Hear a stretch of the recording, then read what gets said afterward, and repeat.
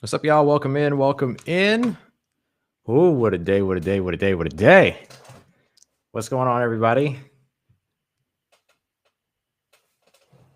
Welcome in. Wherever you're joining us from, remember that you can hit up the chat, you can comment, everything like that, and I'll be able to bring it up. So if you're on Periscope, YouTube, Twitch, wherever it is, Facebook that you're joining us from, appreciate you being here. Those of you that are Locked On Saints listeners, I appreciate all of your support. This is the first time that you're ever seeing my face or hearing my voice. My name is Ross Jackson. I'm the host of the Locked On Saints podcast here with the Locked On Podcast Network up over y'all. Your team every single day. For those of you that don't know, Locked On Saints is a podcast you can catch every single Monday through Friday to get you all caught up on everything going on with the New Orleans Saints. And I am very grateful to be able to jump on live with all you. Chris, I see you. What's going on?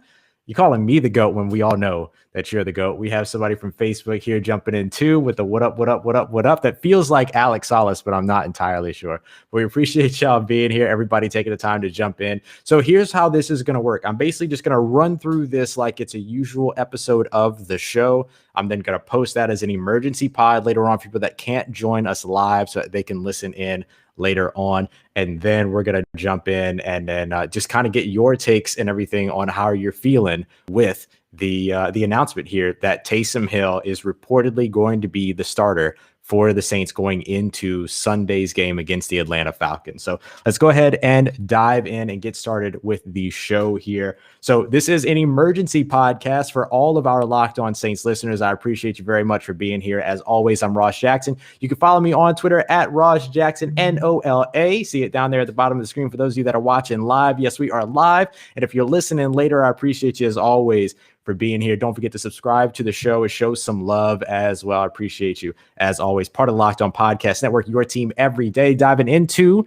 our emergency episode here on the Locked On Saints podcast, get you up to date with everything going on around the New Orleans Saints because it is time. It has been said. We will see if it happens. Taysom Hill is reportedly named the starter this week against the Atlanta Falcons at quarterback. Remember, Drew Brees is out for at least a couple of weeks with a rib injury as well as the collapsed lung. Let's not forget about that. And then, of course, a lot of talk all throughout the week was that Jameis Winston would probably be the guy. I certainly thought that Jameis Winston would be the guy. But according to Ian Rappaport, Nick Underhill, and several other sources, it's looking like there is a chance that it is actually going to be Taysom Hill as the starter. I don't want to be too definitive about it because it's not about being right or wrong. It's just about what we're seeing so far and what we're hearing so far based upon these sources that are essentially telling us what they're hearing about what's going on in practice. Ian Rappaport, Adam Schefter, both tweeting out saying that it looks like Taysom Hill has taken most of the starting snaps, if not all of the starting snaps, under center so far, or even from shotgun at quarterback is the way that we'll say it here, so far throughout the practice week, indicating that Taysom Hill does indeed look like the starter. So it's been from several sources. And again, not about being right or wrong. It's just about this is the information that we have right now. We'll see what actually happens on game day. But for the sake of this conversation, we're going to go about this as if Taysom Hill is absolutely the starter for the New Orleans Saints. So there's a couple of different topics that we're going to hit on. And of course, as we continue to go through, continue to chime in through the chat, wherever it is that you're listening. If you're listening live, for those of you that are listening later, we'll get to some listener, some people that are watching, we'll get to some questions and some statements and everything from folks all throughout over here on the live portion of this show. So let's dive in. I have some notes prepared. We'll go ahead and get started here. So the first thing that we got to talk about is that this would be Taysom Hill's first career start in the NFL. The most recent tweet from Adam Schefter referring to this also mentions that Jameis Winston will not be a part of any offensive packages on Sunday versus the Falcons, per Diana Rossini of ESPN. The Saints quarterback now is Taysom Hill. So this kind of puts to bed a little bit, if this were true, my theory that, yeah, he could get the start, but he might not see the bulk of the snaps. The way that this sounds, even though Sean Payton, as of just a few moments ago at the time of airing this and recording this, will not really commit to naming a starting quarterback. He did say that a starting quarterback has been decided upon, but won't say who it is, which makes a ton of sense, right? Competitive leverage, all that good stuff. But we got to see exactly what it ends up actually looking like. But from what Adam Schefter tweeted, it sounds like it's going to be the Taysom Hill show, or Taysom time, as many people are calling it, all across this game. Now, there are some positives. There are some concerns. There are things that I'm going to be watching and things that Taysom Hill both stands to gain and lose. That's what we're going through for today's episode. So if you're just now joining us, you're just now tuning in, Taysom Hill reportedly named the starter as for the New Orleans Saints going up against the Atlanta Falcons. So let's go ahead and talk about the three positives that I have here that go on around this. So first of all, we finally get to learn about Taysom Hill as a starting NFL quarterback. One of my biggest sort of things that has always made me sort of lean a little bit more to Jameis Winston in this situation is simply the fact that we've seen Jameis Winston as a starting NFL quarterback before. He did it for 5 years in Tampa Bay. Yes, he threw 30 interceptions in one of those years. I know it. But we've seen him have the job. We've seen him be the guy, right, for a franchise as their starting quarterback. So with that,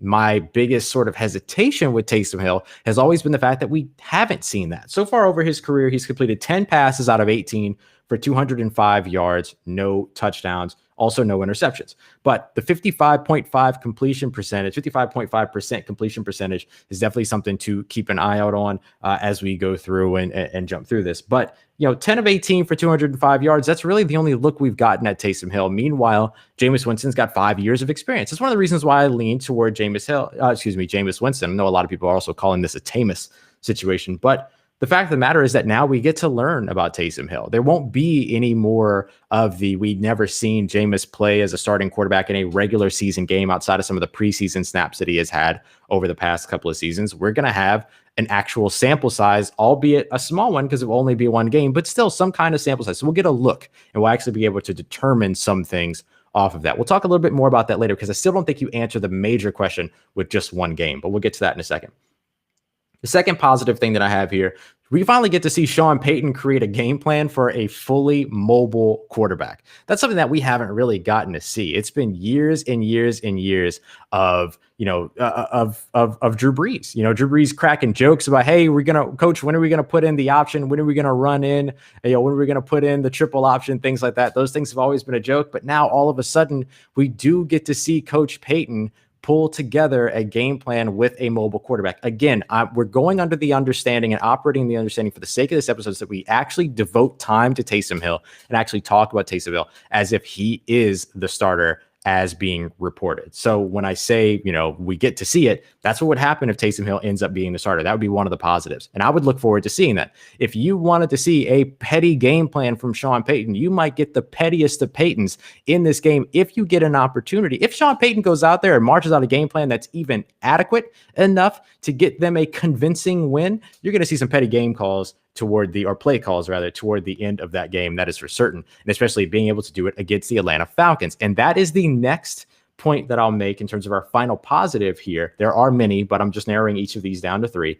Taysom Hill is very familiar with the Atlanta Falcons. Of course, he's played against the Atlanta Falcons 2 times a year since 2017, which factors into all of that. But when you look at what he's done so far over the last couple of years in playing against Atlanta, he's only thrown 2 passes against Atlanta for 17 yards. Now, he has run 8 times for 96 yards and a touchdown, averaging 12 yards per carry, which is absolutely nuts. And then you've also seen him catch 3 passes for 15 yards and a touchdown. If he's going to be your full-time starting quarterback, you're probably not going to see him catching passes. In fact, you are not going to see him catching passes. But what he's been able to do so far in the run game is definitely a big part of it. Ryan G jumping in. Sean just said that he hasn't announced it. That's exactly what we talked about here just a moment ago. We are operating under the understanding that he is reportedly the guy, but Sean Payton indeed has said that a decision has been made about who the starting quarterback is, but he ain't telling nobody who it is. So that is absolutely right. But we are going to continue to move forward here as if Taysom Hill is the starter, because oftentimes we don't dedicate an actual conversation to Taysom Hill. We kind of talk about him in passing. I know I'm guilty of it. Talk about him in passing while focusing on Jameis Winston being the guy. So that's what we're going to be doing here. Now let's talk a little bit about the 3 concerns / question marks that we might have. I'm seeing some questions pop up in the chat. We're going to get to questions here in just a moment. I'm not ignoring you. I promise. I love you and I appreciate you being here. Let's get started with those. One of my biggest ones is going to be indecisiveness. This is not at all unfamiliar, right? This is going to be his first start as an NFL quarterback.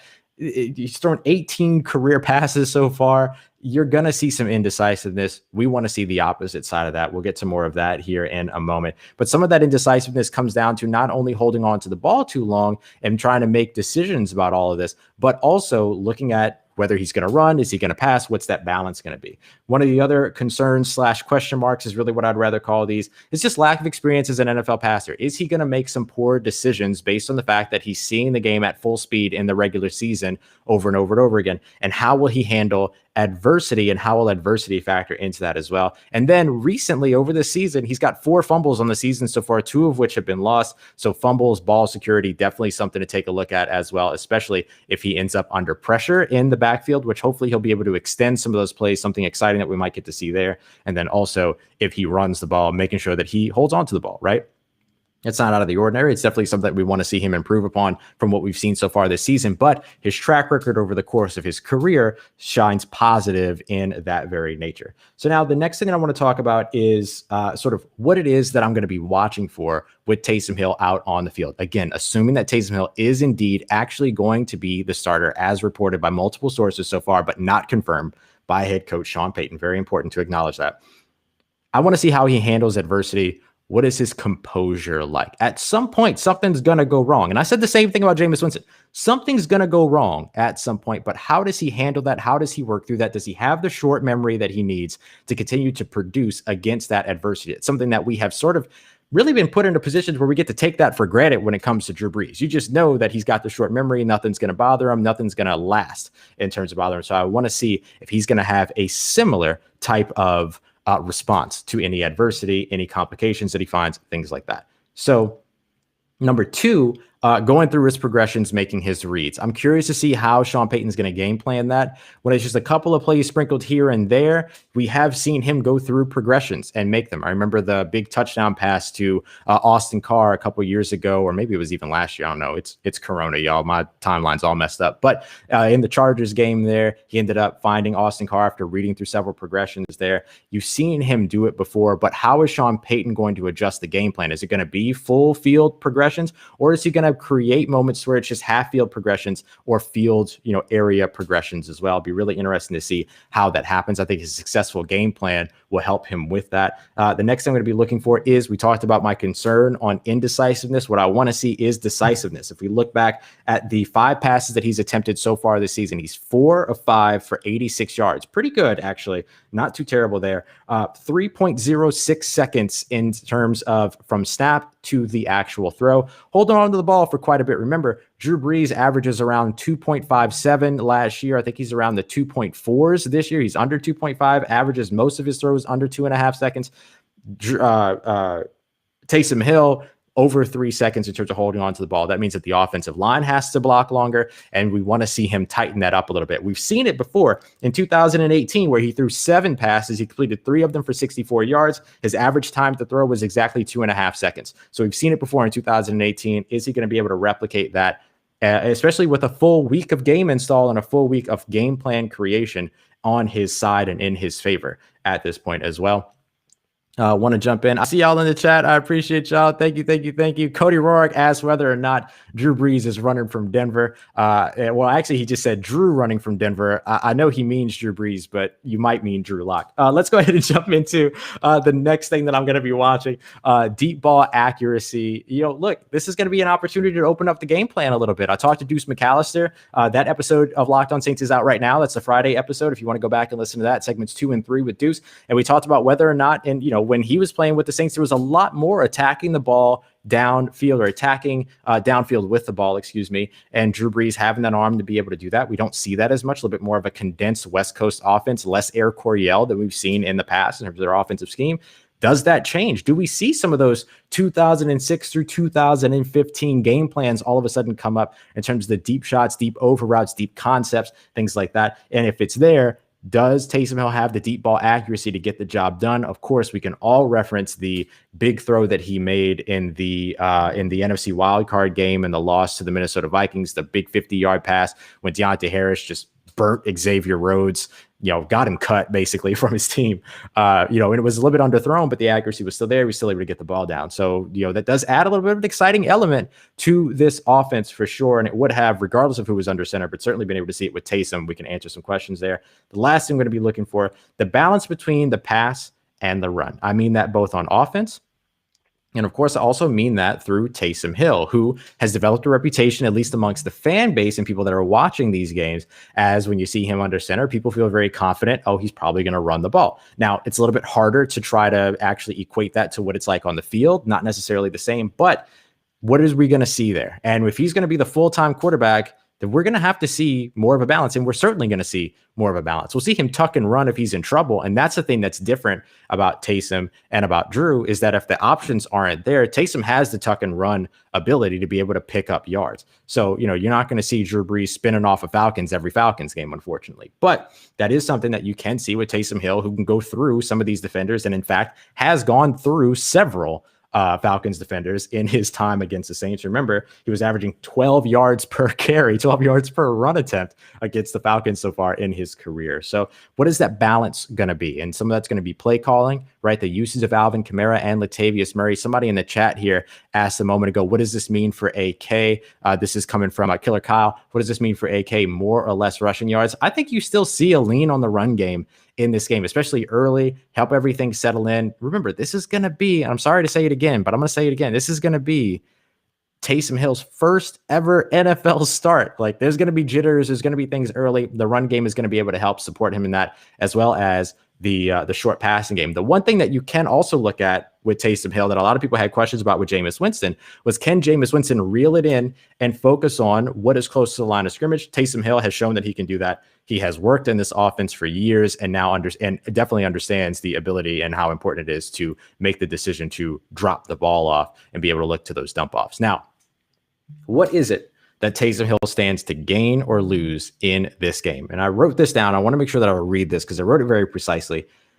He'll either firmly cement himself in the conversation for heir apparent in the public perception or not. And what I mean by that is that the public is going to have a very strong opinion on whether or not he is or is not the heir apparent based upon this singular performance. However, not all these questions are likely to be answered with just one game. Remember, this isn't isolated, right? This isn't just in a vacuum of this one game. We still have to wait and see how long Drew Brees is going to be out. He might not be going on injured reserve. If he doesn't go on injured reserve, then there's a chance that he can come back in 3 games or potentially fewer, but I'm going to just say in 3 games. Injured reserve would keep him out for exactly 3 games, allowing him to return in the 4th from here, which I think would be the Philadelphia Eagles. So that's what I'll say. I think that what he stands to gain is that he firmly cements himself in the conversation for the Saints heir apparent for certain, right? Just shows that he deserves to be in that conversation, which I think is something that he wants to prove. I'm speculation. I can't speak for him. And then the other part of it is essentially, if he doesn't cement himself, if this doesn't go well, what does it mean? I don't think that it completely knocks him out of the conversation. It might in the public opinion, but for this organization who has been committed to him for years, remember, a 2-year, $21 million contract, the majority of which is going to be paid out next year. It's for more than just being a quarterback. It's for being all of the things that he is. But they also have a bit of a monetary investment in him. And if he can be a quarterback at that price tag, that's good news for the Saints because he's already on, so on and so forth. I'm not going to get into his contract, but I know that there are some national folks that are like singing praises right now because, now Taysom Hill everybody's complaining because, oh, you paid Taysom Hill $20 million to not be the backup quarterback. And now here he is potentially, reportedly being the backup quarterback. So hush your face. All right. So that's the way that I look at it. He's got a lot to gain. He's got a little bit to lose. I think no matter what, he doesn't cement himself specifically beyond anything but the conversation based upon one game's performance. We'll have to see what continues to happen here all throughout the season. So those are my things. That's what I like about this. That's what I'm concerned about when it comes to this. And that's what I'm going to be watching, what Taysom Hill stands to gain and lose and more, and how it affects Sean Payton and the potential game plan moving forward as well. For those of you that are live, we're going to hang out here for just a sec. We're going to get your takes on all of this, going to take your questions. But for those of you that are listening to the show, enjoy. We'll see what happens on Sunday. Will it be Jameis? Will it be Taysom? Right now, reportedly it is Taysom, but just to reiterate, Sean Payton at this point has not declared whether or not it's going to be one or the other. He has declared that there has been a decision made. He just will not clarify what the decision is. I don't mind that. I like that. Do that. I understand. But we'll see. We'll see what happens on Sunday. And as you listen to this, we'll be back with you on Monday to recap all of the action. Should be very exciting. And you know how it goes. Monday through Friday, every single day. Appreciate you coming through for this emergency podcast here on Locked On Saints, part of Locked On Podcast Network, your team every day. I appreciate you as always for coming through. Once again, I'm Ross Jackson. You can follow me on Twitter at Ross Jackson, NOLA. Hit me up. Let me know how the family's doing. Let me know how you're living. Let me know how your mom and them. Tell your friends, family, and fellow Saints fans about the show. If you haven't already, please take a moment to subscribe, drop that 5-star rating and review. I appreciate you as always for coming through, for helping me grow this family. This has been Locked On Saints. Trust you, that nation. I'll holla at you. And now we'll stick around for those of you that are live here, get some of your questions coming through. We got a lot of what's up. So I got a lot of people to say hi to. Lance Durand, Christopher Vogel, who I talked to just a moment ago, Adam Holt, that fat guy. Appreciate you coming through. Got a couple of Facebook users coming through too. I don't know why it doesn't show your name. I'm sorry about that. My boy Ryan coming through. We got as well Killer Kyle, Tyrese coming through. Appreciate you. Oh, my boy Steven Cisa, appreciate you being here. Cthulhu, I see you. Aaron Mitchell, I see you. Everybody, I appreciate you being up in here. So let's go ahead and get to some of these questions that y'all had as well. And also, remember, wherever you are, you can comment, you can drop a message, you can say something as well, and then it'll pop up here for me. Doesn't matter what platform you're watching on. So if you want to share your take, share how you're feeling about the idea of Jameis Winston being, well, I guess we could say that Jameis Winston reportedly not being the starter here, and instead Taysom Hill. Go ahead and drop those below. But let's go ahead and get into some of these questions. Ryan asking, is this playing into Sean's narcissistic personality? Prove the NFL how much smarter he is. I don't want to call him narcissistic, but like I said earlier, I think that if this works, this proves everything about Sean Payton that we need to know.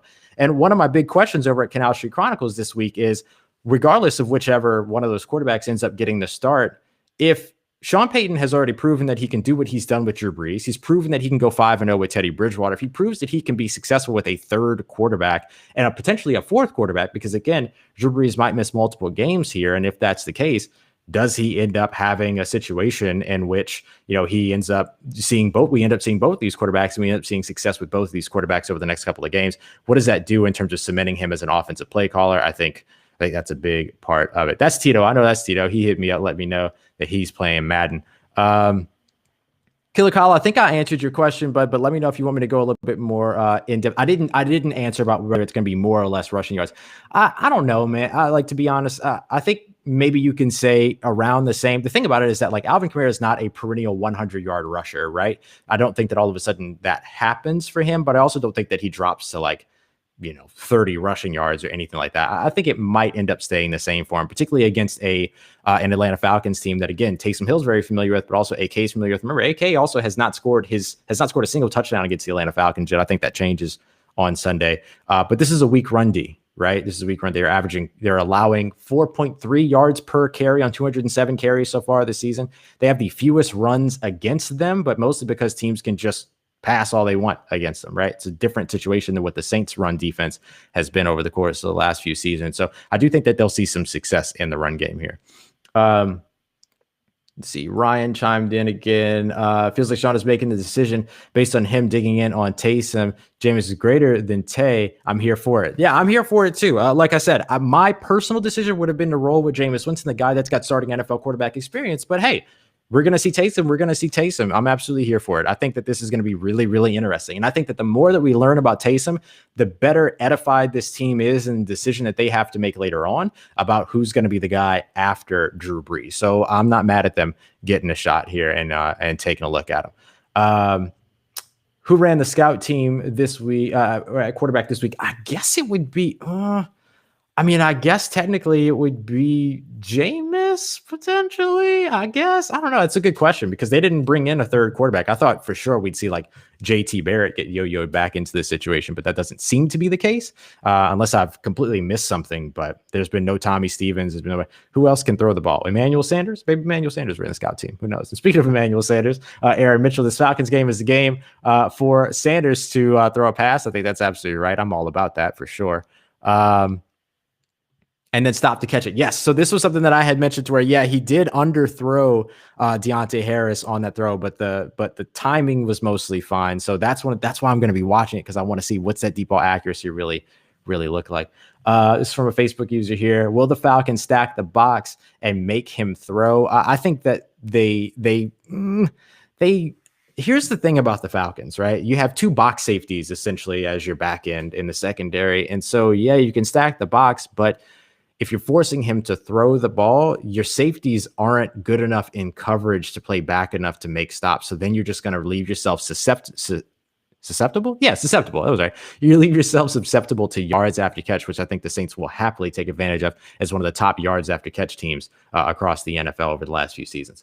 Let's jump in. Who's next? We got Tito right here. Do you think the Saints' next games are winnable? Yes, I do. That's it. That's my answer. Yes, I absolutely do.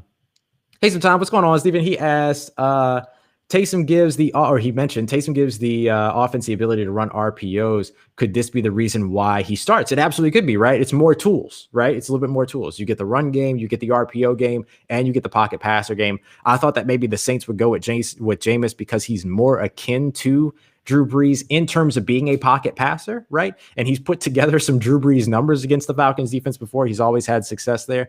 But when I take a look at it, I do think that Taysom does give you more variety, right? There are more individual things that he can do. It's not to say it's for better or for worse. That remains to be seen, but he certainly gives you more of those options. What's happening, bro? All right, let's go ahead and go to Chris. Over under 20 pass attempts for Taysom. Ooh, he's only tried 18 in his whole career. Is his arm going to be able to do 20? I'm just playing. I'm not being rude. I'm just joking. But 20 pass attempts for Taysom. You know what? I'm going to take the over. It's probably like 21 or 22. But I'm going to take the over. Let's go next to somebody over here over on Facebook. If Taysom is the starter, will Jameis be salty in your opinion? I'm sure that this was a very long conversation. The culture of the New Orleans Saints locker room. I know somebody just got punched this offseason, but don't take that as the general actual temperature. That was a dramatic situation. That was an isolated incident. But I think that the culture of the New Orleans Saints team, Jameis probably understands. Look, if he's there to compete, he's going to need that competition, and that competition is in Taysom Hill. So I don't think that he will be. What does this mean for Jameis' future? We don't know yet, right? We'll see. We'll see. I think that we get a clearer picture of that over the next couple of games, depending upon how long Drew Brees is out, and maybe we have an answer by the end of the season. But we also might not. We might end up having a battle as planned in 2021. There's also that potential. So we'll see exactly what happens there. This, again, one game doesn't put a button on this conversation in terms of who the heir apparent is behind Drew Brees, or after Drew Brees, but it certainly contributes to the conversation as opposed to the decision. I hope that makes sense. Hopefully I can clarify that. He seems to pull it away from AK and then gives it. That's why I asked. No, I completely understand. And that's definitely on those read options. But in those designed run plays, it'll be a little bit different. So I think you end up seeing more of those designed run plays that force a run game early, right? To get everybody settled, get everybody ready, get everybody in communication. Also just gives him a chance to go out there and command the huddle, command the offensive line, get his cadence ready. And then he turns around and hands the ball off. Get all of those things in place and everybody comfortable with that. And by doing that, do that through the scripted run plays, and then that will help with exactly the situation that you're talking about. I think the tight ends and Harris are going to be heavily involved, agree or disagree. I think the tight end certainly will be. Harris absolutely can be. I think Marquez Callaway is another one to look out for as well. Marquez Callaway and Deontay Harris, of course, have a lot of chemistry with Taysom playing in those second, third team roles, as well as Jameis Winston. Of course, Deuce McAllister talked a little bit more about that on today's Locked On Saints as well. Got another Facebook user here. Saints take the snap and AK and Taysom. Oh yeah, Sanders takes a snap with AK and Taysom in the backfield. Hey, let me see it. Let's get weird. Nick Underhill did an amazing breakdown on the Wildcat formation over the past few years and how it's been slowly creeping into this offense and how they could potentially use it. I'm sure he'd have some great opinions on the idea of Emmanuel Sanders being a part of that Wildcat if we do get to see it.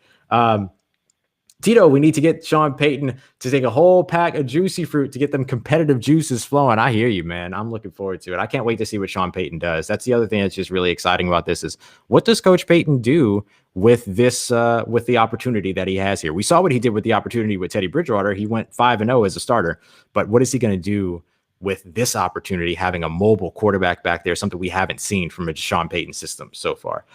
Payton thinks ahead. What are the odds that we see Taysom start 2 games and then he surprises the Falcons in the next game with Jameis? So this is a conversation. There's also the conversation that this is something that I brought up. Now, remember, Adam Schefter tweeted out saying that there have been no packages designed for Jameis Winston. at this moment. And so with that being the case, it's going to be all Taysom Hill. But I've toyed with the idea that Taysom Hill comes out there and gets the start because he takes the first snap, but the bulk of snaps ends up going to Jameis Winston. Christopher Dunnels did a great comparison of that, where he was like, technically Latavius Murray got the start at running back last game, but Alvin Kamara had 98 scrimmage yards compared to, I think it was like 57 scrimmage yards or something like that for Latavius Murray. So just because you start doesn't mean that you get the bulk, but with Jameis Winston reportedly not being a part of any packages, reportedly not being a part of any packages, that just leads to another piece of the conversation. But it'll be interesting. The longer that Drew Brees is out, I think that the more you see both of these quarterbacks as opposed to just one. I could see that maybe the plan would be, let's just say Drew Brees is back in 2 games, which would be absolutely wild. I don't see that happening, but let's just say for the sake of this conversation that happens. Doesn't mean that it won't. It would surprise the hell out of me. But let's say that happens. You get 1 game with Taysom, you get 1 game with Jameis. Could we see something like that? Sure. Why not? So I don't know. We'll see exactly how it works out. Really hope good Thomas Morstead shows up. We will need him to be. Where is the tight end depth now? So thankfully for the Saints, they've got 2 good tight ends that already know the system on the practice squad. Garrett Griffin, who a lot of people forget about, who serves that Josh Hill role very well. He's somebody that can catch, but is a fantastic blocker. So the depth is there. They've also got Ethan Wolf, who has turned into the tight end development project, so much so that they released Tommy Stevens to bring Ethan Wolf back. But that's definitely a part of what I see here, is that when it comes to the tight end depth, is that you might see one of those guys potentially get elevated or moved up at some point over the next, day or 2, I guess you could say. And then, yes, I do think that good Thomas Morstead is best Thomas Morstead for certain. Chris was which NFL analyst gets the most triggered if Taysom does well? I don't know. I'm gonna just say Skip because I want to. That's what I'm gonna say. Dale, what's going on, man? Dale. Little Dice 504 on Twitter. I remember his Twitter handle. He's got a good Twitter handle. Did I miss the answer about who took the Scott? Oh, you might have. Because I also don't really have an answer. I don't actually know. I figured maybe it was Jameis. I don't know. I made a couple of jokes about it maybe being Emmanuel Sanders or Adam Troutman or Thomas Morstead. I don't know. That's a really good question. I will try to figure that out, and then if I can get that answer, I'll tweet that out for everybody. That's a very good question. Be safe and stay healthy. Who dat? Same to you, Ryan. If y'all don't have any more questions, I will hop out of here. I appreciate y'all taking time to be with me. I see all of y'all that are watching. Thank you very much for coming through and for showing support.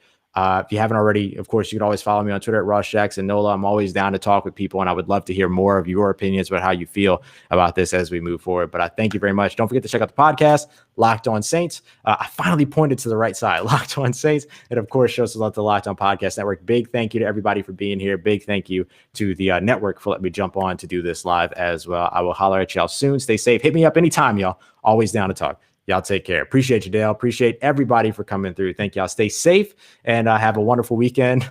We'll see what happens. Maybe I'll do another one of these live on Monday. Hit me up if you liked it, and then we'll do another one of these live to maybe recap the Saints game Sunday, because it's going to be wild. It's going to be wild. We'll see. All right, y'all. I appreciate you. Much love to everybody. Thank you. Salute, brother. Appreciate you, Chris. Appreciate you coming through, man.